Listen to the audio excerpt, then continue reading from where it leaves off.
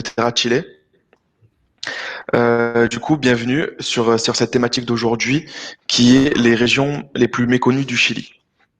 Donc, durant le webinaire va se dérouler en deux parties. La première partie sera une partie présentation du thème, suivant la thématique, et la deuxième sera une partie questions-réponses. Donc, tout au long de ce webinaire, vous pouvez poser des questions sur le chat pour pas les oublier. Et comme ça, Aline et Tatiana reviendront dans un second temps avec vous. Du coup, si ça coupe, s'il y a des problèmes de son, s'il y a des problèmes d'image, essayez de rafraîchir la page. Donc vous fermez la page, vous revenez dessus. Normalement, ça devrait être bon. Donc voilà. Voilà. Et du coup, si vous avez des problèmes ou quoi que ce soit, n'hésitez pas durant le webinaire, n'hésitez pas à m'envoyer un petit message et vous répondrai le plus rapidement possible. Du coup, pour poser des questions, vous avez un petit point d'interrogation en haut de la barre de chat. Répondront à cette question. Donc j'espère que j'ai été clair. Maintenant, je vous laisse entre les mains d'Aline et Tatiana et je vous souhaite un très très bon webinaire et à tout à l'heure. Donc, bonjour à tous, merci d'être avec nous. Donc, moi, je suis Aline, conceptrice voyage chez Terra Chile, pour ceux qui ne me connaissent pas. Et moi, je suis Tatiana, également conceptrice voyage chez Terra Chile. Donc, on voulait d'abord remercier Together pour nous permettre de faire ce webinaire. Pour ceux qui ne nous connaissent pas, donc on est Terra Chile, on est une agence réceptive basée à Valparaiso depuis 12 ans. On est une équipe constituée de 8 personnes, donc entre gérants, comptabilité et concepteurs et conceptrices voyage. Et donc on est sur le terrain au Chili. Et aujourd'hui, on a fait ce webinaire pour vous présenter les régions les plus méconnues du Chili. Donc, comme je vous le disais, on est une agence réceptive, donc ça nous permet de partir sur le terrain, d'aller explorer de nouveaux endroits, de découvrir de nouveaux attraits touristiques, coup de cœur au Chili. Et donc, on a vraiment constitué ce webinaire pour vous proposer, enfin pour vous décrire 4 nouvelles régions au Chili, pas très touristiques, hors des sentiers battus, que peu de gens connaissent, mais qui en valent vraiment le détour et qui valent le coup. On a eu des énormes coups de cœur en partant sur le terrain découvrir ces régions. Donc, ça nous a semblé important de vous les présenter et de vous expliquer un petit peu tout ça. Comment ça va se passer? À la fin de cette présentation, on va vous envoyer un PDF avec le récapitulatif de cette présentation, ainsi que toutes les autres régions du Chili, avec les incontournables, donc San Pedro de Atacama, la Patagonie, l'île de Pâques. Mais aujourd'hui, on va vraiment se baser sur les terres lointaines et les régions méconnues du Chili. Voilà. Hop là.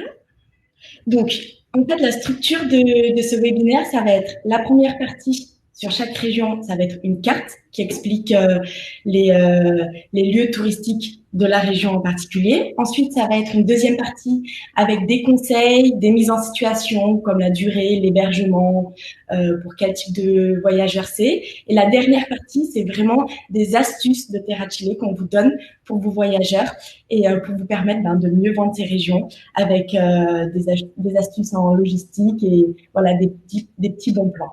Et donc, c'est ma collègue Aline, tout de suite, qui va commencer avec le Grand Nord. Donc, c'est parti pour le Grand Nord. Donc, on part vraiment au nord du Chili. C'est la région la plus au nord, comme son nom l'indique. On est à la limite, en fait, du Pérou. On a une frontière avec le Pérou et la Bolivie. Donc, ici, sur cette carte, on voit bien... donc, c'est la partie la plus au nord du Chili. Vous avez donc ici Tacna qui est au Pérou. Et ici, vous avez toute la partie bolivienne. Donc, ce qui permet de faire énormément de combinés très sympas. Au niveau de Tacna, en fait, c'est tout proche d'Arequipa. Et au niveau de la Bolivie, on va être proche du Salar de Uyuni et donc, surtout au niveau de Pica, ici. On est à peu près au même niveau que le Salar de Uyuni. Je pense que vous connaissez. Et puis, plus près, si on remonte un peu plus haut, on va arriver sur La Paz. Donc, cette partie Grand Nord, en fait, elle se situe au nord du désert d'Atacama classique, que je pense vous connaissez, qui reprend la vallée de la Lune, la vallée de la Mort, les geysers du Tassio, le Salar d'Atacama. Voilà, ça c'est la partie désert d'Atacama plus classique que l'on connaît tous en général. Et donc, ici, on va toujours être dans le désert d'Atacama. On va être vraiment au nord, on va rentrer un peu plus dans les Andes et on va être sur quelque chose de moins fréquenté et beaucoup plus sauvage. Et on va partir vraiment à l'aventure. Donc pour vos voyageurs, il faut vraiment insister sur le côté aventure, ça va être une expédition.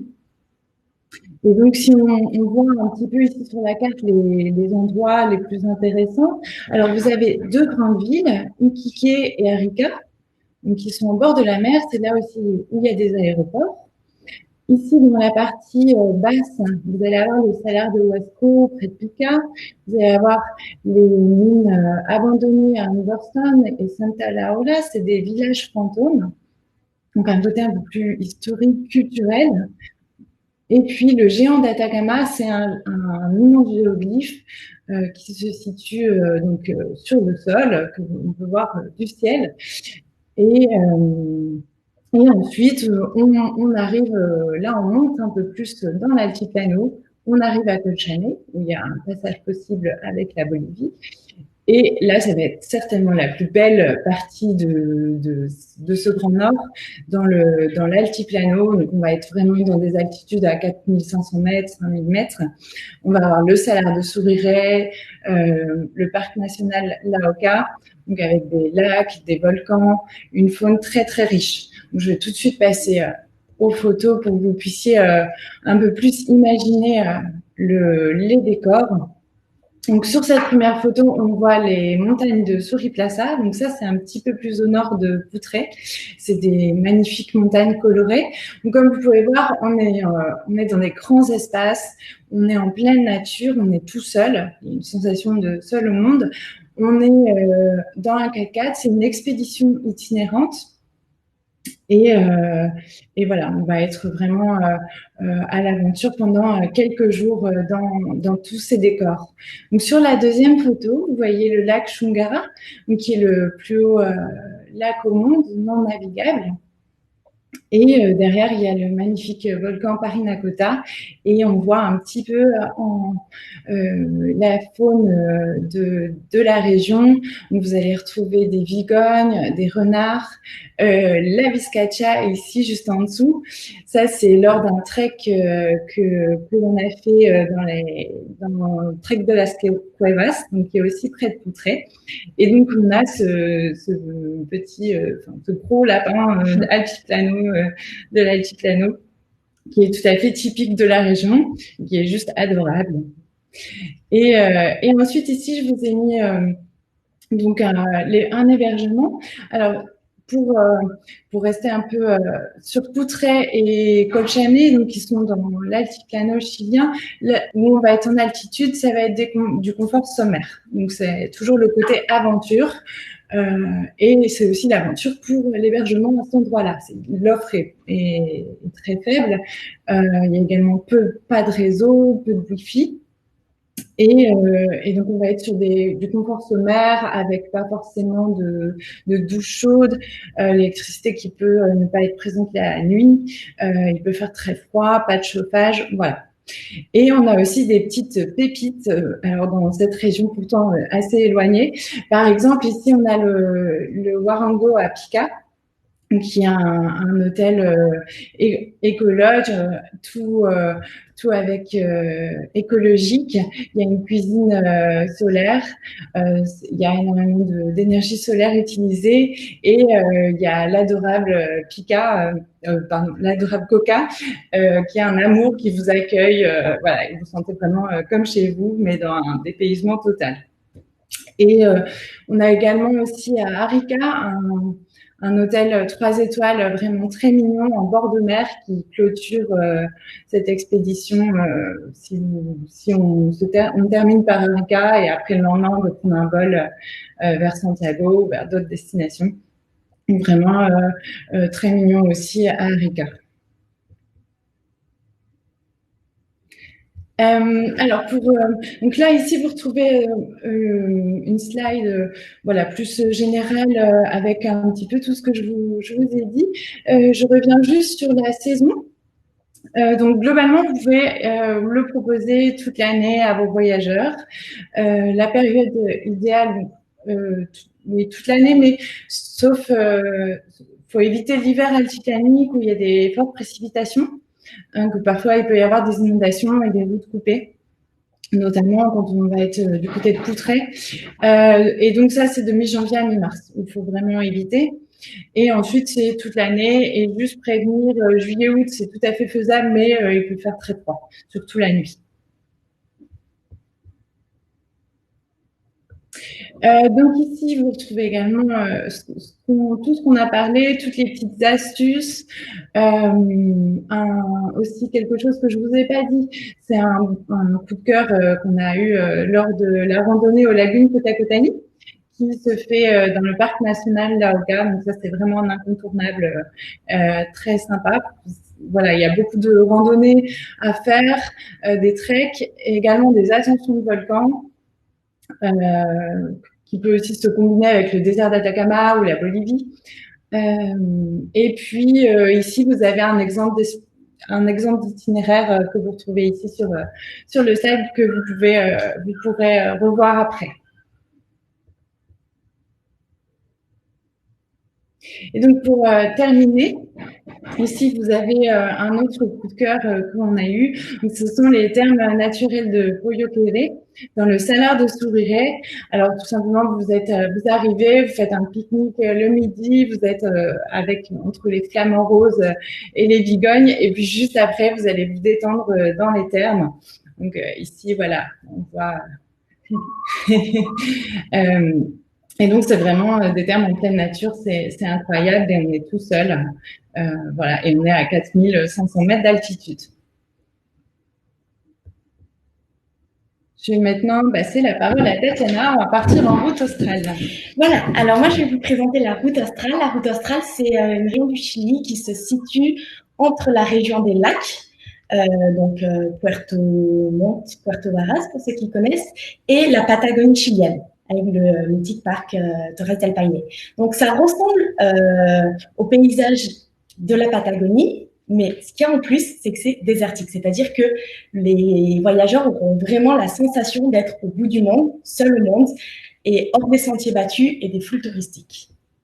Donc là, je vous ai mis une petite carte pour vous montrer en gros en quoi ça consiste. Donc là, c'est Puerto Montt, ici, donc le sud de la région des lacs. Et ici, c'est Balmaceda, donc l'aéroport qui permet l'accès de la route australe. La route australe, on peut proposer deux itinéraires. Soit on part de la région des lacs et on descend jusqu'à Balmaceda. Soit on commence à Balmaceda et on peut faire le tour du lac General Carrera. Donc dans un sens ou dans l'autre, ça, il n'y a pas de préférence à avoir, c'est la même chose. On peut très bien aussi combiner les deux, faire la descente et la boucle autour du lac. Donc, c'est vraiment une région de grands espaces avec des glaciers, des lacs, énormément de faune et de flore, des montagnes à perte de vue. C'est vraiment une sensation. Enfin, c'est un petit peu mythique la route australe, être dans son véhicule, dans son 4x4, rouler. Donc, c'est vrai que c'est pour une clientèle à c'est pas pour tout le monde. Il faut que les voyageurs aiment conduire, parce qu'il faut être un conducteur expérimenté pour s'aventurer sur la route australe. C'est quand même pas mal d'heures de route tous les jours sur des pistes. Donc faut aimer ça. Et c'est vraiment pour aussi des voyageurs aventuriers qui aiment les challenges, l'aventure. On peut proposer donc, nos coups de cœur dans cette région. C'est les chapelles de marbre, ici. Donc, on peut proposer ça en kayak ou en bateau. Nous, on adore le faire en kayak parce que c'est vraiment une petite aventure en plus. Il y a aussi la lagune Saint-Raphaël. Donc là, c'est magnifique. C'est une navigation pour aller voir un glacier au fin fond de la route australe. Il y a aussi énormément de parcs nationaux, comme le parc Patagonia, que vous avez ici. autour du lac Général Carrera, avec plein de treks, de randonnées pour tout niveau. C'est-à-dire que vous pouvez faire un trek de 8 heures, comme un trek de 2 heures, avec un niveau soutenu, modéré, facile. Vraiment, c'est accessible à tout le monde. Si les voyageurs ont un petit peu plus de temps, ils peuvent même aller jusqu'à Tortel, ici, qui est un petit village, vraiment là au bout de la route australe, avec plein de petites passerelles en bois pour aller d'un endroit à l'autre. Et vous avez également dans toute cette partie-là énormément de petits villages, ainsi que le parc Keola, qui a un glacier suspendu. Donc c'est un très beau paysage qui vaut le détour. Ensuite, ici, je vous avais mis une carte un peu plus en détail sur vraiment le tour du lac, parce que c'est ce qu'on propose quand même le plus souvent. C'est la boucle autour du lac Général Carrera. Donc, voilà, vos voyageurs arrivent à Balmaceda. Ensuite, ils prennent un ferry qui traverse le lac et qui arrive à Chico. Et après, ils font la boucle. Ou inversement, ils commencent la boucle et ils finissent en ferry, comme je vous l'expliquais tout à l'heure. Donc, je vous ai mis tous les points d'intérêt autour du lac. C'est vraiment adaptable, pardon. Donc, c'est un programme qu'on peut faire. Généralement, on va conseiller 7 nuits, 8 jours. Si les gens veulent le faire en mode beaucoup plus calme, zen, on peut bien sûr rester dans des villages comme Puerto Guadal, où il y a pas mal de rivières, la rivière Rio Baker, où on peut faire du rafting, des excursions en cheval. Ça, on peut rester facilement 2-3 jours, se poser, puis repartir. Enfin, c'est vraiment adaptable à toute clientèle. Il faut juste aimer l'aventure et aimer quand même un minimum conduire. Donc là, je vous ai mis quelques photos pour vous faire rêver un petit peu. Donc, la photo en haut, c'est la route australe. Donc voilà, c'est une image d'une piste, comme on peut en voir énormément sur la route. Donc, c'est vrai que les distances ne sont pas forcément très, très longues d'un point A à un point B. Mais des fois, on peut mettre beaucoup de temps parce qu'on ne roule pas très, très vite. Mais les paysages sont somptueux. Les routes sont très, très belles. Donc, c'est pas une corvée de faire de la voiture tous les jours et de faire autant de kilomètres parce que les routes sont sublimes. Vous avez des paysages totalement diversifiés avec des montagnes enneigées, des glaciers, des lacs. Donc, enfin, c'est un pur plaisir. Ensuite, je vous avais mis une photo des chapelles de marbre. Donc ça, c'est vraiment notre coup de cœur, comme je vous l'ai expliqué. Et en plus, chapelle de marbre en kayak. Ça vaut vraiment le détour. C'est vraiment une activité. C'est insolite, hein, c'est atypique. C'est pas partout où on peut voir ça. Et en général, les voyageurs aiment énormément ce type d'activité. Ensuite, il y a le glacier Léonès. Donc, comme je vous le disais, il y a énormément de glaciers dans cette région. Il y a également le glacier à la lagune suspendu, le glacier suspendu de Keolat. Voilà. Ça, c'est dans la partie nord de la route australe. Donc voilà, un de mes collègues y allait récemment et donc on fait un petit trek pour y accéder. On arrive sur une plateforme et on voit le glacier suspendu de ce point de vue. Et la dernière image, c'est une photo du Lodge Border Breaker. Donc, c'est un hébergement qu'on peut proposer sur la route australe. Ce qu'il faut savoir pour des questions d'hébergement dans cette région du Chili, c'est que c'est souvent des cabañas, on va dire 2-3 étoiles. Donc, des hébergements confort,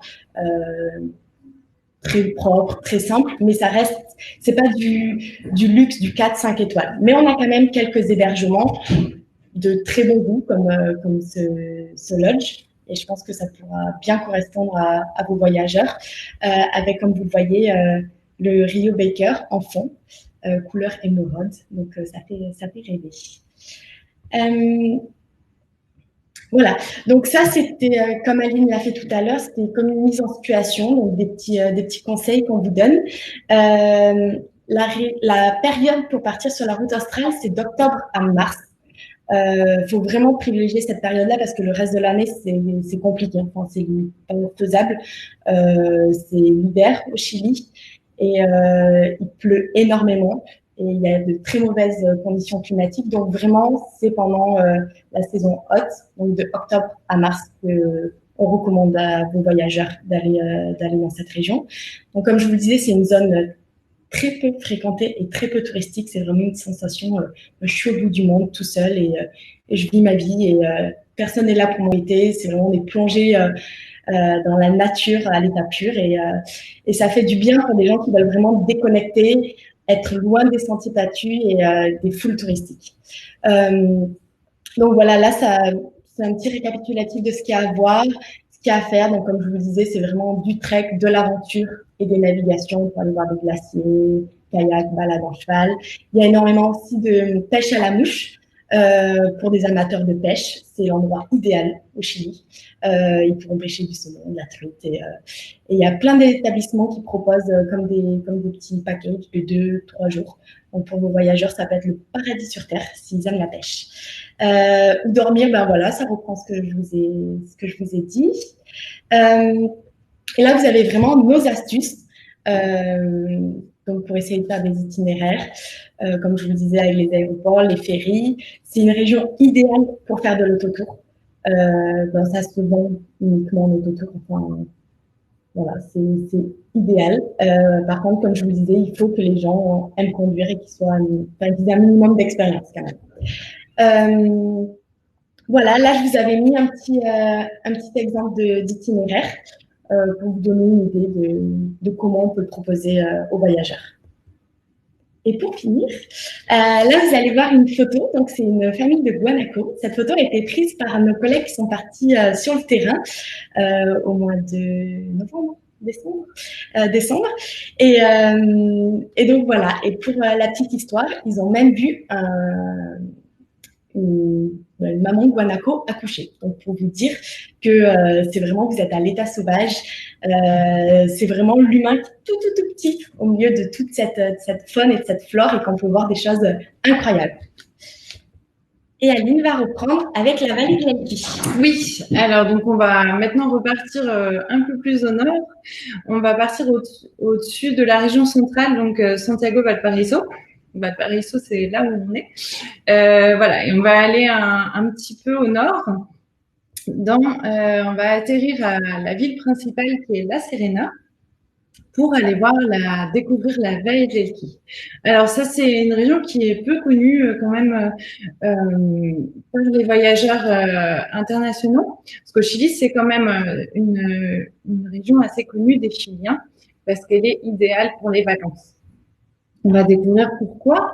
Alors, donc déjà, si on reprend par rapport à la carte, on a l'aéroport de La Serena, donc ici. Donc, on peut facilement rester 1 ou 2 nuits à La Serena. On peut partir à Punta de Choros pour faire une navigation. Donc, à la journée, depuis La Serena, pas besoin de dormir forcément à Punta de Choros. Et ensuite, on peut aller vraiment dans la vallée de l'Elqui. Donc, on va aller à Vicuña, Pisco Elqui, Rio Hurtado. On va découvrir tout de suite les paysages de cette vallée. On peut ensuite descendre vers Ovalle pour pas repartir directement à La Serena pour ceux qui ont un peu plus de temps et découvrir aussi le parc national Fray Jorge, là qui est une réserve très boisée avec des arbres natifs du Chili, donc plus pour les passionnés de forêt Et donc, ici, on va découvrir les paysages de la vallée de l'Elqui. Alors, en fait, c'est quelque chose qu'on ne retrouve pas dans les autres régions du Chili, ni dans les vignobles que l'on peut avoir ici dans la vallée de Casablanca, juste à côté de chez nous. Non, là, c'est vraiment la vallée de l'Elqui. C'est assez original parce qu'on va on va être dans la précordillère des Andes, on va avoir des montagnes couleur ocre et dans la vallée une vallée très verdoyante. Donc vraiment un climat semi-désertique. Il y a beaucoup de vignobles, par exemple. Alors on peut se demander si c'est plus vin rouge ou vin blanc. Pas du tout. En fait, c'est plutôt pisco. Donc le pisco, c'est un alcool typique du Chili. Il y a notamment le fameux cocktail, le pisco sour, qui est très bon à déguster avec modération. Et on a d'ailleurs ici à Valparaiso un atelier pisco. Voilà, pisco sour. Mais donc voilà, ce sont plus des vignobles de pisco avec des distilleries à visiter. Il y a également pas mal d'activités. Vous pouvez proposer à vos voyageurs des treks, des randonnées, du vélo, des balades à cheval. Voilà, beaucoup d'activités à proposer. Et donc aussi, je vous ai parlé de la navigation Punta de Choros. Donc, on peut aller voir les pingouins de Humboldt. On va avoir aussi des dauphins. Et puis, pour les plus chanceux, si vous tombez dans la bonne saison, vous pouvez voir aussi peut-être quelques baleines. Mais ça, c'est plus rare. Ensuite, ici, sur la troisième photo, il y a vraiment quelque chose d'incontournable dans cette région, c'est l'observation du ciel. Donc, le Chili, on le sait, c'est un des ciels le plus pur au monde, le ciel certainement le plus pur au monde. Et pour ceux vraiment qui veulent découvrir le ciel du Chili, on recommande la vallée d'Elqui, où en fait toutes les conditions sont réunies pour avoir vraiment une très belle observation du ciel. On recommande surtout l'observatoire El Pangue, qui est vraiment très très complet, très bien. Voilà, il y en a plein d'autres, mais ça c'est notre petit coup de cœur au niveau de l'observatoire qui est reconnu et qui est vraiment super.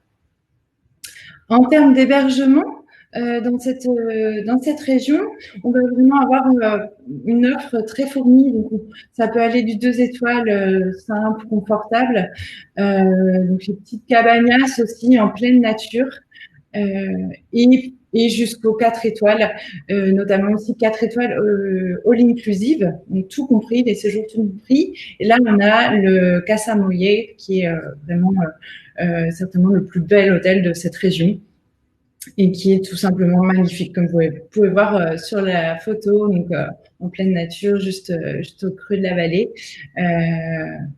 Voilà. Alors, pour la saison, quand partir, c'est toute l'année. Vraiment, ça c'est une région qui peut se visiter très bien, facilement toute l'année. Donc, ne pas hésiter à la proposer. Ça se visite surtout en fin de séjour. Après, ça peut être combinable comme on veut. Mais c'est idéal aussi pour fin de séjour parce qu'on va être vraiment sur des vacances, quelque chose de plus où on prend son temps. Et voilà, si vous avez des voyageurs qui veulent découvrir tout le Chili en 10 jours, c'est pas trop pour eux. Là, c'est plus on prend le temps. C'est idéal pour les familles aussi en fin de séjour et c'est notamment très prisé par les Chiliens au mois de janvier-février parce que c'est les grandes vacances au Chili, les vacances d'été, et ils aiment beaucoup aller en vacances dans la vallée de l'Elqui. Voilà, donc ici, vous retrouvez également tout ce que je vous ai dit un petit peu durant sur cette région. Et je vous ai mis un exemple d'itinéraire que vous pourrez aller voir. Et puis donc voilà, pour conclure, c'est vraiment une région abordable qui est aussi qui va être par exemple moins onéreuse que le désert d'Atacama. S'il y en a qui cherchent un petit peu aussi des alternatives pour terminer ces jours et qui soient un peu moins onéreuses peut-être que le reste du séjour, ça se fait très très facilement en autotour.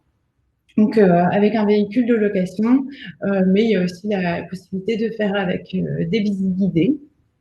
Et donc, voilà, on est vraiment sur prendre son temps, se relaxer. Donc là, on a un collègue qui a pris une photo d'un beau coucher de soleil sur cette vallée de l'Elqui, juste avant de s'endormir dans les étoiles. Et maintenant, on va partir avec Tatiana sur certainement peut-être une île que vous ne connaissez pas du tout. Voilà, donc il s'agit de l'île Robinson Crusoe. Donc en général, tout le monde sait que l'île de Pâques appartient au Chili. L'île Robinson Crusoe est un petit peu moins connue, mais bon, le Chili a plein de ressources. Donc je vais vous présenter cette île. Donc, pour commencer, je vais vous parler un petit peu de l'histoire. C'est un marin écossais qui s'appelle Alexander Selkirk, qui a été abandonné sur cette île au XVIIIe siècle et qui a inspiré le mythique personnage de Robinson Crusoe, d'où le nom. Cette île est située dans l'archipel Juan Fernandez, qui se situe à peu près à 675 km de la côte chilienne, donc en plein océan Pacifique. On y accède En avion, c'est à peu près à 2 heures de vol de Santiago.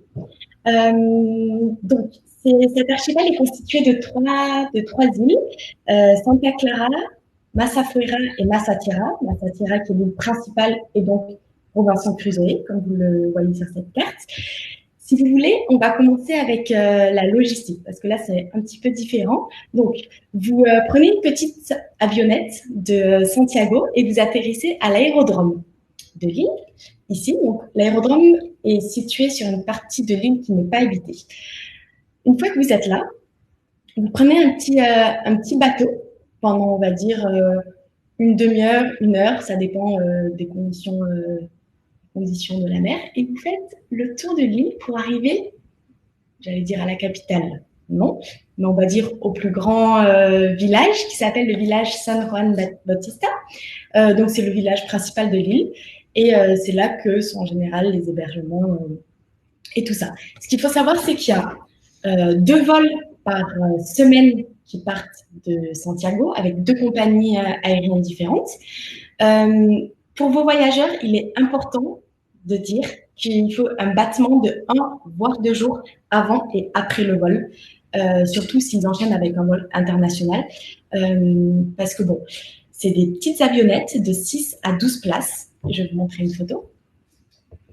Comme ça va vous donner une idée. Voilà, c'est ce type d'avionnette. Donc, l'avionnette ne part pas s'il y a de trop forts vents, si les conditions climatiques sont mauvaises. C'est pour ça qu'il faut vraiment être flexible et comprendre que c'est pas tous les jours possible, que ça peut être annulé, retardé, reprogrammé. Voilà, c'est l'aventure du début jusqu'à la fin. Donc, comme vous le voyez, vous atterrissez. Là, c'est l'île Robinson depuis les airs. Il y a 2 de nos collègues qui sont partis en janvier. Donc, ils sont partis 1 semaine sur cette île, repérer, essayer de voir ce qu'on pouvait proposer à vos voyageurs.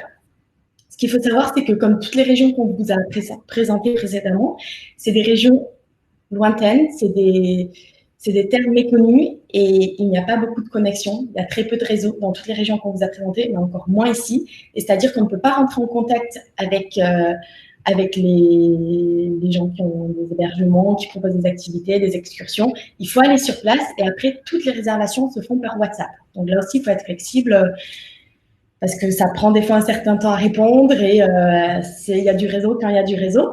Mais du coup, c'était vraiment important pour nous d'aller sur le terrain, d'aller à la rencontre, voir comment on pouvait proposer ça, vous proposer ça pour vous que vous puissiez le vendre à vos voyageurs. Donc, c'est pour ça qu'ils sont partis pendant 1 semaine. Donc ça, ils nous ont pris une petite photo depuis les airs de l'île. Là, vous avez une photo d'un point de vue. Donc, comme vous pouvez le voir, c'est assez... c'est splendide. Il y a énormément de diversité de paysages. Ça peut être désertique, ça peut être la forêt. C'est incroyable. Donc là, c'est une photo depuis un point de vue sur l'un des nombreux treks qu'on peut proposer sur cette île. Et pour finir, voilà, vous avez mon collègue qui est en train de faire de la plongée avec les otaries de Juan Fernandez. Voilà. Donc ça, c'est une activité principale de l'île, le snorkeling, la plongée. Avec les otaries, bon là, on vous parle des otaries parce que bon, c'est quand même quelque chose, mais après, c'est un aquarium une fois que vous êtes dans l'eau. Il y a plein de petits poissons de toutes les couleurs, de toutes les formes. Donc voilà, c'est assez magique. Donc, cette destination est vraiment idéale de novembre à mars, tout simplement pour les conditions climatiques. Après, quand c'est l'hiver, les forts vents, brouillard, voilà, c'est pas possible. Donc, il faut vraiment penser idéal à partir, c'est de novembre à mars. On conseille minimum 5 jours sur place parce que faut quand même le temps d'y aller, puis le temps aussi d'en profiter sur place. C'est vraiment pour des voyageurs qui aiment le trek, qui aiment l'aventure et les sports aquatiques. L'aventure, on peut proposer plein de treks différents. Il y a un trek justement qui est quand même qui est très intéressant. Je vais vous montrer. C'est un trek, donc vous partez du village, vous reprenez le bateau qui vous amène à un point de l'île, à l'extrémité de l'île, et pendant toute la journée, en fait, c'est la traversée de l'île en trek. Et ça passe par tous les paysages, plein de diversité. Vous avez une faune et une flore exceptionnelles. L'archipel a été classé réserve de biosphère par l'UNESCO et c'est l'un des endroits au monde où il y a le plus fort taux d'endémisme. Donc avec les coloris, les otaries de Juan Fernandez. Donc c'est vraiment une sensation de bout de monde, de bout du monde, d'aventure, c'est vraiment insolite comme destination et ça vaut vraiment, vraiment le coup. Il y a également une gastronomie très, très riche, donc avec la dégustation de langoustes. C'est l'une des activités principales de l'île, avec le snorkeling et les treks. Donc, les clients pourront être en haut d'une falaise ou dans leur petit hôtel et déguster une petite langouste face à un paysage sublime. Ce qu'il faut savoir aussi, les hébergements sont assez simples, basiques. Voilà, c'est des 2-3 étoiles. Il y a très peu de monde qui vit sur cette île et très, très peu de touristes. C'est pas du tout développé le tourisme. Donc, c'est vraiment un accueil chaleureux. Quand ils voient des touristes, ils sont vraiment heureux, contents d'accueillir, de partager leur histoire, leur culture, leur nature, leur île avec les voyageurs.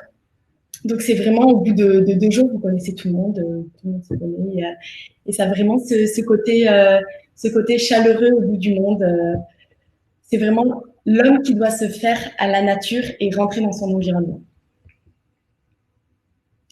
Donc voilà, là c'est pareil, nos astuces avec comment y aller. On peut également y aller en bateau. C'est un cargo, mais ça met 50 heures de traversée et on le recommande pas forcément. Donc on privilégie vraiment les petites avionnettes.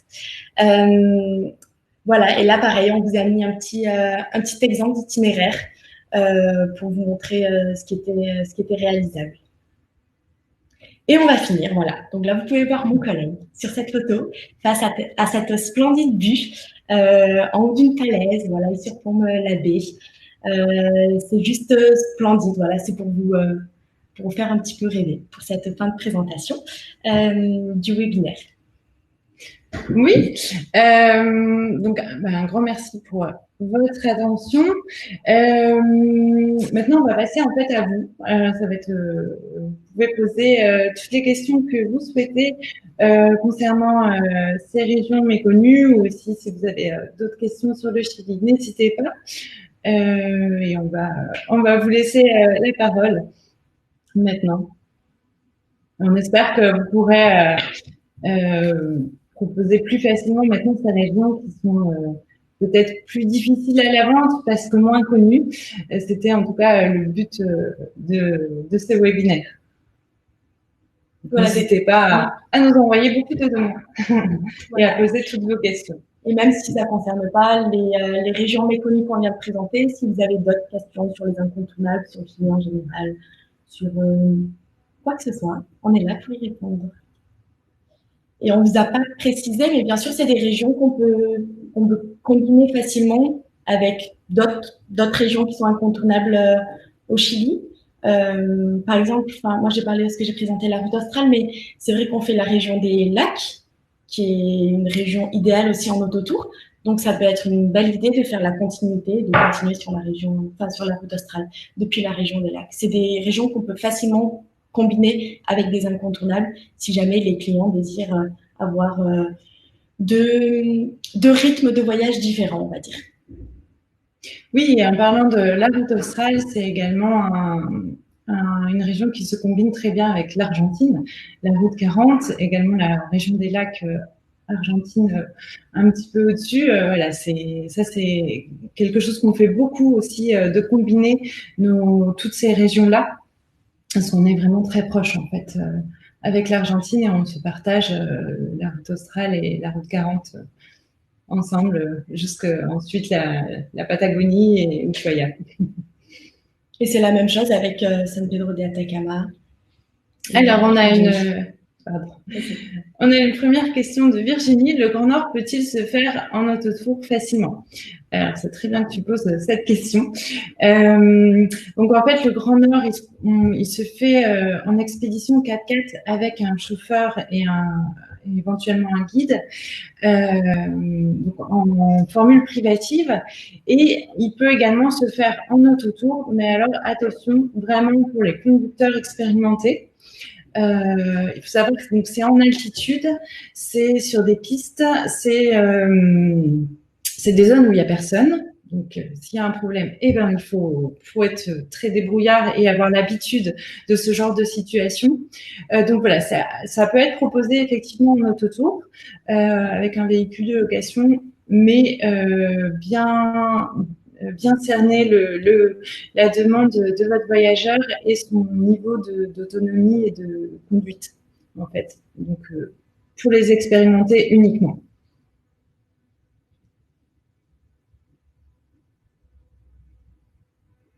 Bonjour. Alors, on a une question d'Evelyne. Bonjour, en autotour au Grand Nord ou route australe, par exemple, côté essence, y a-t-il des stations sur la route assez régulièrement? La route australe, oui. Il n'y a pas de grande zone sans pompe à essence. Donc, il n'y a aucun problème. Il y a des ravitaillements faisables et possibles tout au long de la route. Oui, tout à fait. Donc, chaque arrêt dans les villages, vous allez avoir en général des pompes à essence. Après, ce qu'on recommande aussi parfois, quand il y a des longs trajets, c'est d'avoir quelques bidons avec soi dans la voiture. Dans le Grand Nord. Oui, surtout dans le Grand Nord, mais voilà aussi, pourquoi pas pour la route australe, d'emmener un petit peu. Et ensuite, il faut savoir que peut-être un peu moins dans le Grand Nord, mais en tout cas dans la route australe, il faut savoir que les gens sont très ouverts, très accueillants. Et si vous avez un problème, ils vont vous aider. Et si vous avez une panne d'essence, il n'y aura pas de souci. Vous allez toujours trouver quelqu'un qui pourra vous aider à vous sortir de là. Et ensuite, il faut savoir qu'on a aussi toujours le téléphone d'urgence Terra Chile en cas de besoin. Et on envoie quelqu'un s'il y a un problème. Voilà, on est joignable 24 heures sur 24, 7 jours sur 7 sur notre téléphone d'urgence. Donc, si jamais les voyageurs peuvent toujours nous contacter, mais normalement, il n'y a pas de problème. Il y a des pompes à essence régulièrement.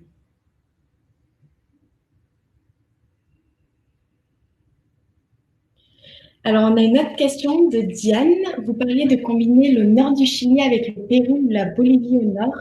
Est-ce qu'il vous arrive également de combiner une découverte du Chili à une extension plus balnéaire? Dans quel pays? Oui, bien sûr, parce que voilà, il ne faut pas oublier que le Chili n'est pas une destination balnéaire. Donc, les gens qui rêvent de belles plages, de sable blanc, nous, on ne va pas pouvoir leur offrir ça. On va pouvoir leur offrir plein d'autres belles choses, mais pas le sable blanc au Chili. Et surtout l'eau chaude, en fait, qu'on ne peut pas trop offrir. Elle est fraîche. Voilà. Donc, oui, on travaille avec Terra Equator, Terra Brésil, principalement Terra Colombia, pour des extensions sur des belles plages balnéaires. Donc, on peut faire une partie au Chili et finir le voyage au Galapagos ou en Colombie ou sur la côte à côté de Rio, Isla Grande au sud du Rio, tout ça sans problème. Ça nous arrive régulièrement de proposer ce genre de programme, ce genre de circuit. J'espère que tu veux rajouter quelque chose. Alors, on a une autre question. Combien de temps pour le trek traversée de l'île Robinson Crusoe? Alors ici à la journée, ça dure 7-8 heures. Donc vous partez le matin en bateau pendant une demi-heure, il vous amène à l'autre bout de l'île. Vous revenez au village principal et ça dépend du rythme du voyageur, mais on va dire entre 6 et 8 heures. C'est pas un trek pour les grands sportifs, mais il faut quand même bien aimer marcher. Mais voilà, ça se fait sur une journée. Alors, proposez-vous aussi l'île de Pâques en extension? Donc, ça, c'est une question d'Isabelle. Oui, tout à fait. Ça se fait beaucoup de terminer par une extension île de Pâques. Donc, l'île de Pâques, on va être sur environ 5 heures de vol. Donc, on recommande une extension de minimum de 3 nuits, 4 jours. Et donc, il va y avoir un côté un petit peu balnéaire, mais c'est pas le côté principal de l'île, c'est surtout la découverte des Moaïs et de la culture Rapa Nui qui ressemble un petit peu, qui est voisine de la culture polynésienne, donc il y a vraiment une ambiance polynésienne sur l'île, et oui, tout à fait, non, ça se fait très bien. Alors juste une spécificité aussi au niveau des vols pour l'île de Pâques, parce qu'on a de plus en plus de questions là-dessus. Il y a une nouvelle réglementation sur l'île de Pâques, et les vols se font par LATAM, la compagnie LATAM. Et en fait, nous, on n'a pas forcément de bons tarifs ici depuis le Chili. Et donc, on recommande souvent de vous les réserver pour vos voyageurs vous-même depuis l'Europe. Voilà. Et par rapport à cette réglementation, il y a un questionnaire aussi à remplir avant d'arriver sur l'île de Pâques, que nous, on vous explique vraiment, et on est là pour vous aider et vous remplir ce questionnaire et le transmettre aux clients. Voilà, ça c'est juste une petite parenthèse pour l'île de Pâques, parce que les questions reviennent souvent. Mais en tout cas, n'hésitez pas, oui, à le proposer en extension à la fin du séjour au Chili.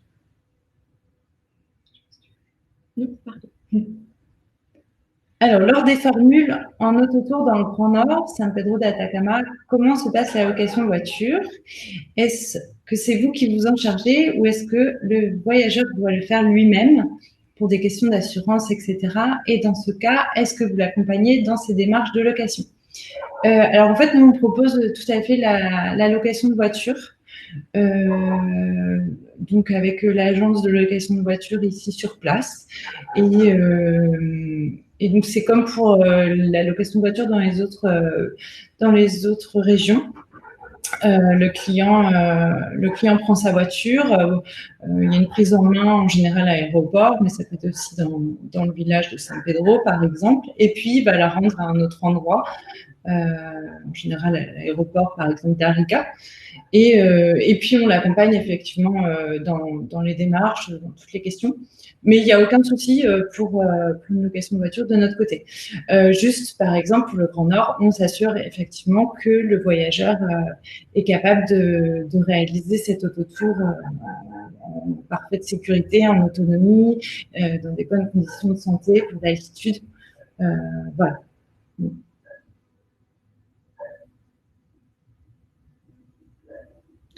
Est-ce que toutes les régions du Chili peuvent se découvrir en autotour, à part le Grand Nord, vous disiez que ce n'était pas idéal? La Patagonie, par exemple, se découvre facilement en conduisant soi-même. Question de Diane. Oui, bien sûr. Donc, une grande partie des régions du Chili peuvent se découvrir en autotour. En général, tout est faisable, enfin, tout est possible en autotour. Nous, on déconseille le désert d'Atacama et le Grand Nord pour des questions d'acclimatation et parce qu'on ne sait jamais comment les voyageurs peuvent réagir à ce genre d'altitude, tout ça. Tout le reste du Chili, donc, comme vous a présenté Aline, la vallée de l'Elqui, la région des lacs, la route australe et la Patagonie chilienne se proposent très facilement en autotour, en location de voiture, sans aucun souci. Pareil, hein, la Patagonie, ça va pas être des routes goudronnées partout, ça va être quelques pistes, mais ça nous a jamais posé de problème et on peut le proposer très très facilement en autotour. Oui, et c'est une formule qui est très appréciée parce que effectivement, par exemple, sur la route australe, ils peuvent vraiment s'arrêter là où ils veulent, en fonction du climat, du jour, en fonction des activités qu'ils veulent faire. Des treks qu'ils veulent faire, voilà, de comment ils se sentent aujourd'hui au niveau conditions physiques. Donc c'est quelque chose, oui, une formule qui plaît beaucoup. Et voilà, qui est possible partout au Chili, sauf, comme on vous disait, déconseillé dans le nord et dans la région centrale, Valparaiso et Santiago, parce que déjà, c'est pas pratique de conduire dans la capitale ni à Valparaiso. Enfin, ça serait plus un handicap qu'autre chose. Donc là, on déconseille. Mais tout le reste du Chili est faisable en autotour sans problème. Alors, une autre question, pour faire la vallée de l'Elqui, est-ce qu'on peut le faire depuis Santiago en voiture ou il vaut mieux prendre le véhicule depuis La Serena? Alors, en fait, ça dépend surtout du temps qu'a le voyageur pour découvrir cette région. Si vraiment il a le temps, il peut effectivement partir de Santiago ou même mieux de Valparaiso, remonter toute la côte vers, donc passer par les petits villages Orcón, Maitencillo, Zapallar et remonter ensuite vers La Serena. Donc c'est effectivement quelque chose qui peut se faire très bien. Après, mais voilà, ça dépend surtout du temps que le voyageur a au total. S'il a beaucoup de temps, effectivement, on peut lui conseiller ça. Et ensuite, si le voyageur rend donc la voiture à l'aéroport de La Serena, dans la vallée de l'Elqui, là, il y aura des frais de drop-off. Voilà, juste à savoir, il y aura quelques frais supplémentaires en fait quand on prend une voiture à un endroit, on la remet à un autre, mais ce sera pas très important, donc c'est totalement faisable.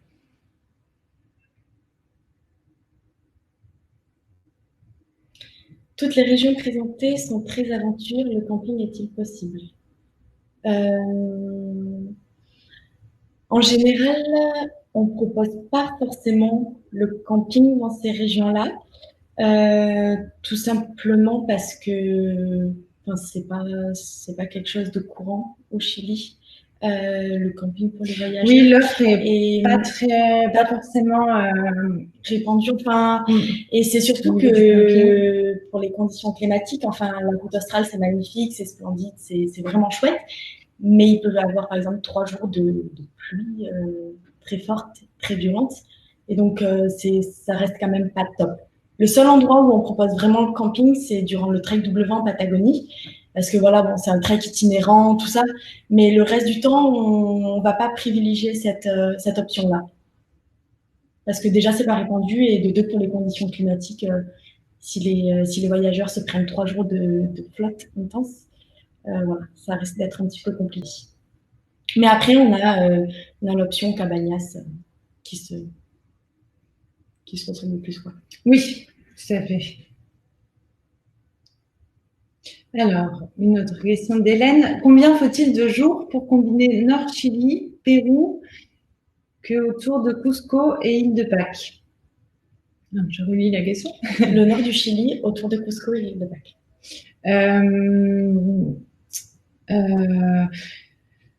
Oui, minimum 10 jours, même, oui, plutôt 2 semaines. Après le Nord-Chili, donc si on prend juste le Grand Nord, effectivement, ce sera quelques jours, 4-5 jours. Pareil pour autour de Cusco, avec les différents entre deux, les vols, les étapes des nuits. Et puis l'île de Pâques, donc 3 nuits sur place minimum. Donc au total, environ 2 semaines. C'est bien. Bien 4 jours dans chacune des régions citées. Et après, il y a les transitions entre chaque ville, tout ça. Donc, pour avoir un rythme bien, oui, 2 semaines. Alors, est-ce qu'il y a de bonnes options de glamping, hébergement insolite et nature au Chili? Alors oui, tout à fait. Il y en a dans différentes régions. Par exemple, dans le désert d'Atacama, on propose du glamping, qui est un campement confort en plein désert. Ensuite, on va avoir des offres en Patagonie, dans le parc Torres del Paine, avec des superbes lodges, éco-lodges, également en terre de feu, sur une île déserte dans un parc marin. Oui, je ne sais pas si tu veux en ajouter. En gros, c'est ça. On peut faire du glamping dans le désert, donc ça va vraiment être pendant 1 ou 2 nuits. Après, ça dépend, ça adapte aux voyageurs, mais c'est vraiment nos prestataires sur place qui montent les tentes. C'est vraiment une option quand même luxe, c'est-à-dire des couvertures bien chauffantes, un vrai repas. C'est pas le camping à la va-vite, c'est vraiment quelque chose d'assez luxe et de super. Tous les voyageurs qui l'ont fait ont dit que c'était une aventure super atypique et ça s'est très très bien passé. Et pareil, voilà, en Patagonie, ça va être en pleine nature, dans des écologes, tout ça. Donc oui, on a pas mal de propositions. C'est une très bonne option aussi pour si vous avez des clients VIP. Voilà, ça plaît beaucoup. Ces formules glamping dans le désert d'Atacama ou dans le parc Torres del Paine, n'hésitez pas.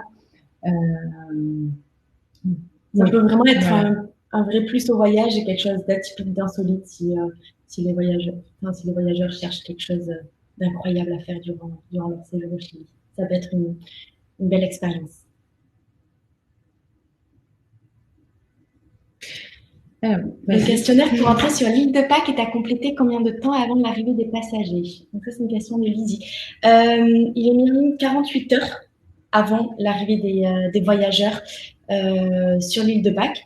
En général, on le complète nous, parce qu'on a toutes les informations. En fait, c'est juste un formulaire où on nous demande le numéro de vol à l'entrée, à la sortie de l'île, là où les clients vont loger, parce qu'il faut que l'établissement soit certifié Sénatour. Soit certifié Sénatour. Donc, nous, tous nos hébergements qu'on propose sur l'île de Pâques sont certifiés Sénatour, mais du coup, il faut mettre le nom de l'hôtel, voilà, 2-3 informations supplémentaires, numéro de passeport, nom, prénom. Donc, ça, c'est vraiment un plus pour éviter aux voyageurs de le faire et pour leur offrir un service supplémentaire. Nous, on s'en charge et après, on envoie tout ça à l'hôtel où ils logent la veille de prendre leur vol pour l'île de Pâques. On demande à la réception de l'imprimer et remet tous les documents directement aux voyageurs. Voilà, parce qu'en fait, pour partir sur l'île de Pâques, il faut, au moment de l'enregistrement du vol, comme l'île de Pâques protège un petit peu plus disons, son territoire et contrôle davantage, il faut, au moment de l'embarquement, il faut présenter le voucher de l'hôtel sur l'île de Pâques, les billets d'avion, une croisière éventuellement si vous partez, si vos voyageurs partent ensuite sur le Ponant, et ce questionnaire. Voilà. Et donc, c'est questionnaire accessible 48 heures à l'avance, comme pour le check-in, en fait. Et donc, on envoie le voucher et le questionnaire d'entrée à l'hôtel pour que celui-ci l'imprime pour vos voyageurs.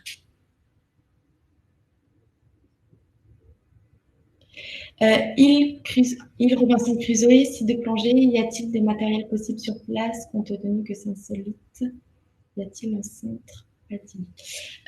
Alors, oui, bien sûr, tout est fourni sur place. Donc, ça, c'est avec le centre directement de plongée sur l'île Robinson Crusoe. Ils fournissent tout le matériel. Et comme je vous disais, mes collègues, ils sont allés au mois de janvier. J'ai un collègue qui a fait son baptême de plongée là-bas. C'était la première fois. Et voilà, donc c'est vraiment pour tout niveau. Ils sont certifiés. Donc, ça peut être des gens qui n'ont jamais fait de plongée. Ils peuvent faire leur baptême, comme des gens expérimentés qui ont déjà différents paliers, tout ça. Et voilà. Mais c'est vraiment pour tout niveau, tout est certifié, ils ont tout le matériel, enfin, tout est directement sur place.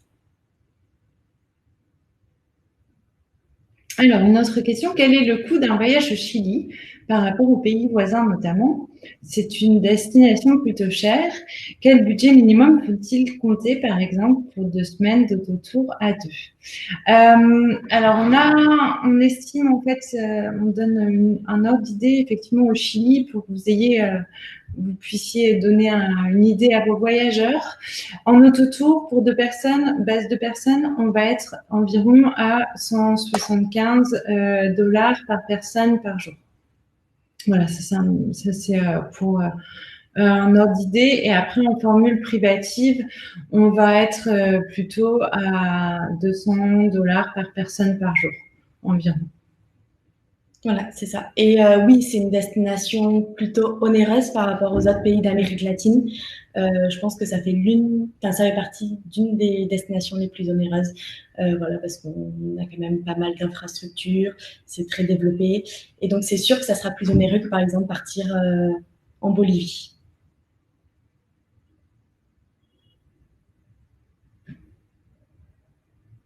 Faut-il tout organiser à l'avance pour découvrir l'île de Pâques?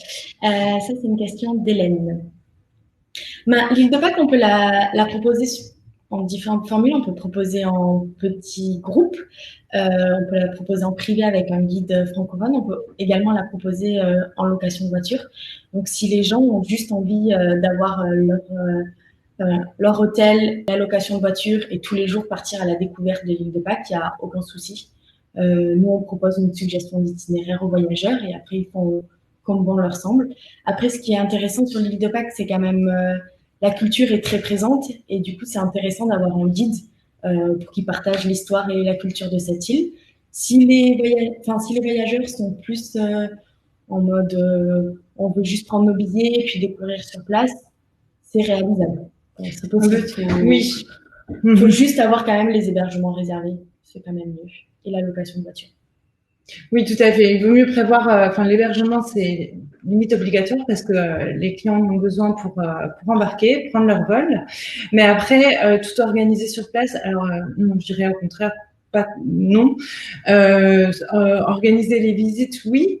Voilà, avoir une idée. Mais ensuite, l'île est très petite. Donc, il faut qu'il y ait aussi du temps. C'est très bien de laisser du temps libre à vos voyageurs pour découvrir l'île, pour aller se balader, revoir des lieux qu'ils ont envie de revoir, prendre le temps, aller voir les tortues près de la Caleta, aller se baigner et faire pourquoi pas un peu de snorkeling, de kayak. Voilà. Nous, on peut suggérer aussi toutes ces activités, mais c'est très bien de laisser quand même du temps libre aux voyageurs.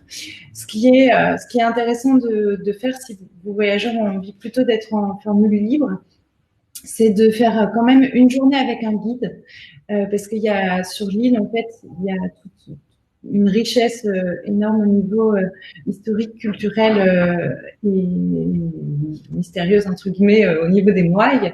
Et il y a très peu d'écriteaux, il y a peu d'explications, et donc c'est bien de faire au moins une journée avec un guide pour avoir quelques éléments, sinon on passe un petit peu quand même à côté de ça. Et ensuite, c'est très faisable de laisser en liberté avec une location de voiture.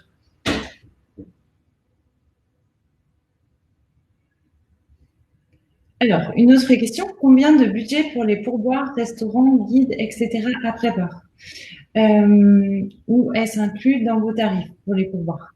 Alors ça, c'est une bonne question qui revient souvent. Donc, au niveau des pourboires, dans les restaurants, en général, il y a toujours un pourboire de 10% qui est ajouté à la note. En général, on dit toujours oui, en fait, pour le pourboire, c'est le cas exceptionnel. C'est dans la culture d'ajouter ces 10%. Donc, c'est bon à savoir. Et ensuite, pour les guides et chauffeurs, alors on recommande, c'est en pesos, environ 3000 pesos pour le chauffeur et 5000 pesos pour le guide. Donc, ça veut faire à peu près 3,50 €, 5-6 euros.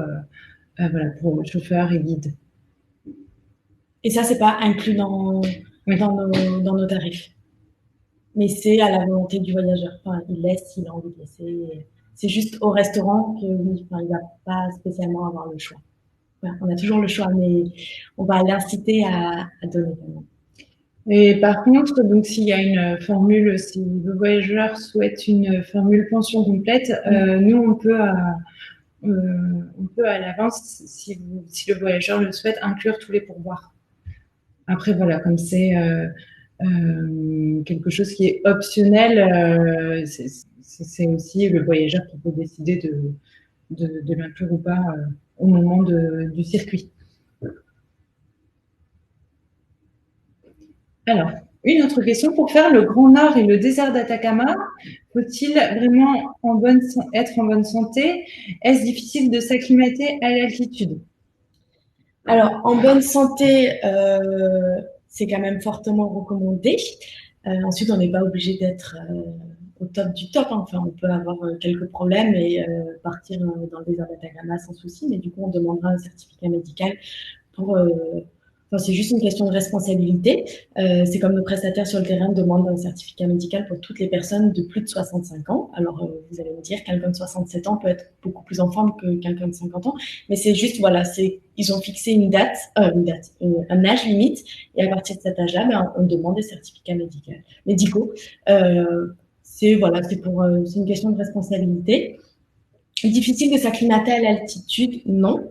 Parce qu'en général, c'est des régions qu'on vend à des voyageurs avec un service privé ou semi-privé, donc ils sont avec des guides qui ont l'habitude et qui sont experts, et donc ils vont exactement respecter les paliers d'acclimatation. Donc, par exemple, dès le premier jour, ils ne vont pas partir au geyser d'El Tacio, qui sont à 4300 mètres d'altitude. C'est-à-dire que ça, ils vont le faire au bout du 3e, 4e jour et ils vont y aller petit à petit et tous les jours, ils vont monter un petit peu en altitude pour justement acclimater le voyageur et prendre le temps et faire ça tout en douceur pour qu'il y ait le moins de problèmes possibles et que tout se passe bien. Oui, et ce qui est bon à savoir aussi, c'est que toute notre équipe sur place est formée à l'altitude, aux différentes conditions d'altitude, aux différents risques. Il y a d'ailleurs pas mal de pompiers aussi dans l'équipe, donc l'équipe locale des Alpes d'Atacama, pas nous. Et donc il n'y a vraiment aucun souci là-dessus pour aider les clients, donner des conseils, comment s'acclimater de manière optimale. Et c'est aussi pour ça qu'on recommande d'ailleurs plutôt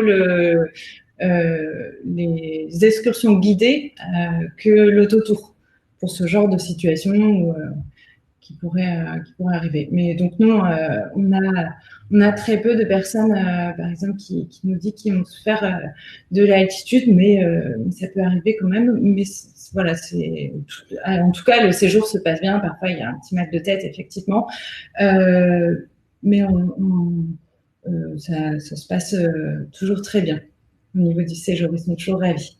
Voilà. Et c'est pour ça, en fait, c'est comme on ne sait jamais comment les voyageurs vont vraiment réagir une fois sur place.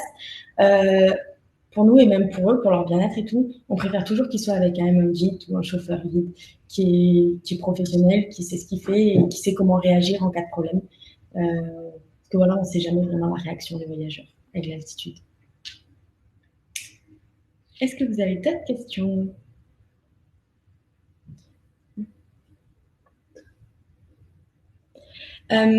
Alors, si vous n'avez pas d'autres questions, on va juste finir et on va faire un petit point sur le coronavirus, du coup, parce que ça fait quand même la une de tous les journaux et de toute l'actualité mondiale. Donc, on ne va pas essayer de passer et de faire genre non, on n'est pas concerné. Donc, on va quand même en parler pour vous rassurer. Donc, le coronavirus au Chili, on n'avait pas de cas détectés jusqu'à mardi. Oui, c'est ça. Le premier cas détecté a été mardi, le 3 mars. Pour l'instant, on est à 2-3 personnes qui ont été détectées positives au coronavirus. Le gouvernement, le ministère de la Santé met toutes les dispositions nécessaires, toutes les mesures sanitaires en place pour éviter que ça se propage. Ils sont quand même pas mal axés sur le sujet et gèrent très bien la situation. Bon, après, c'est comme partout dans le monde. On va voir comment ça évolue. En tout cas, le Chili n'est pas déconseillé pour les voyageurs et il n'y a aucune raison de se faire du souci sur la destination au Chili. Oui, en fait, c'est un sujet aussi que bien sûr nous on va suivre de très près et on va beaucoup communiquer. Si vous avez des questions quand vos voyageurs préparent le voyage ou s'ils vont arriver, n'hésitez pas à nous demander. On sera toujours là pour vous répondre avant le voyage et aussi pendant le voyage. Ce qu'on sait pas, c'est de communiquer beaucoup. Bien sûr, on ne peut pas trop prévoir en fait après la suite. Pour l'instant, les cas détectés aussi sont pas dans des villes moins touristiques, mais voilà. Après, on peut pas, bien sûr, on peut pas prévoir encore. Une chose importante aussi, il y a un questionnaire à remplir par vos voyageurs pendant le vol, à l'arrivée à Santiago. Un questionnaire de santé et aussi une question s'ils ont voyagé le dernier mois en Chine ou dans des pays asiatiques. Ça c'est important aussi de le dire à vos voyageurs, peut-être surtout s'ils ont voyagé en Chine ou dans les pays asiatiques, n'hésitez pas à leur dire à revoir avec eux parce qu'ils peuvent être contrôlés ici au Chili en arrivant. Après, bien sûr, comme tout le monde, on suit et on vous tient au courant. Mais en tout cas, le gouvernement et le ministère de la Santé ont été très réactifs et les mesures sanitaires sont présentes. Et, bien sûr. Voilà, donc, il n'y a pas forcément de soucis à se faire. Et pour les enfants, quel âge minimum préconisez-vous pour découvrir certaines régions et notamment le désert d'Atacama? Ça, c'est une question de Diane. En règle générale, après, il faut voir au cas par cas, mais le désert d'Atacama et le Grand Nord, ça sera à partir de 7 ans. Voilà, pareil, pour des questions d'acclimatation, tout ça, nos prestataires nous ont dit à partir de 7 ans, c'est bien. En dessous, voilà, il faut voir cas par cas, comment est l'enfant, comment il se porte, sa taille, tout ça, voir avec nos prestataires, leur demander. Mais sinon, c'est à partir de 7 ans. Voilà, à partir de 7 ans, n'hésitez pas à le proposer. En dessous de 7 ans, revoyez toujours bien avec nous si c'est possible au cas par cas. Parce que normalement, les guides sont en fait dans le désert d'Atacama, nos guides sont et aussi par les autorités, en fait les autorités qui surveillent beaucoup le désert d'Atacama, et donc il y a pas mal de normes à suivre et ils sont assez à cheval sur les conditions physiques des personnes et l'âge des enfants. Donc toujours bien revoir avec nous avant de. Mais sinon, c'est 7 ans.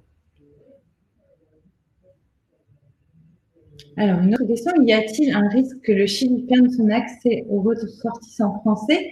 Qu'en est-il actuellement des Chinois, Coréens, Italiens? Plus concernés par le coronavirus, pas de souci d'accès. Alors nous, actuellement, pas de souci d'accès. Ressortissants français, non, bien sûr que non. Chinois, Coréens, Italiens, alors Italiens non plus, pas de problème. Chinois, Coréens, c'est possible qu'il y ait un contrôle en fait à l'arrivée, mais il n'y a pas de fermeture d'accès. Voilà, il n'y a pas d'interdiction pour tous les ressortissants asiatiques, chinois, coréens, de rentrer dans le pays. C'est sûr qu'ils vont être peut-être plus contrôlés, enfin même ils vont être plus contrôlés que les autres. Mais pour l'instant, le pays n'est fermé à aucun autre pays de ressortissants. Pour l'instant. Après, voilà, c'est une situation qui va évoluer au jour le jour. C'est nouveau, là. Les cas ont été, le premier cas a été détecté il y a 2 jours. Donc, c'est vrai que c'est difficile aussi de prévoir les mesures qui vont suivre. Mais actuellement, non. Puis nous, on se renseigne et on suit vraiment de très près. Donc, dans tous les cas, on communiquera avec vous si on a une quelconque information sur quoi que ce soit. Vous serez les premiers informés.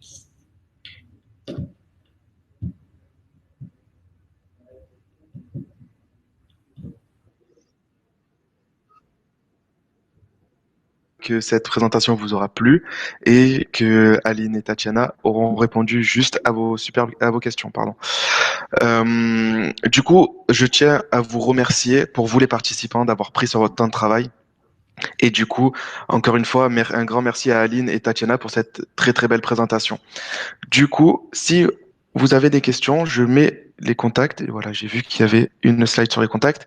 Donc voilà, n'hésitez pas à envoyer un mail si vous avez des questions ou quoi que ce soit, des informations, des demandes. N'hésitez pas à les contacter. Elles vous répondront, elles vous répondront très très rapidement. Et aussi, vous avez leurs coordonnées sur la plateforme Together. Donc, pour rappel, Together est une plateforme de mise en relation entre les agents de voyage et les réceptifs et qui est totalement gratuit pour les réceptifs, pour les agences de voyage, pardon. Du coup, encore une fois, un très très bon merci et je vous souhaite une très très bonne fin de journée. Et à bientôt. Au revoir.